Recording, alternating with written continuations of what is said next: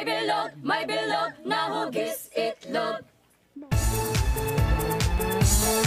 Oo naman, Mare! Pwede!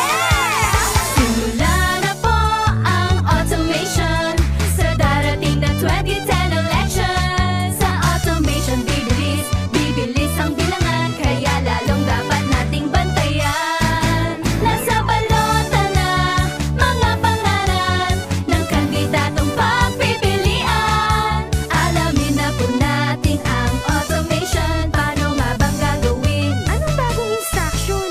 May bilog na hugis itlog. May bilog na hugis itlog. Ang kailangan sa bilog ay simple lang. Itiman, i-shade, loob ng bilog! Hanapin ang bilog sa tapat ng pangalan ng kandidatong napupusuan. Ang bilog sa tapat ng pangalan. Yan ang dapat nating markahan.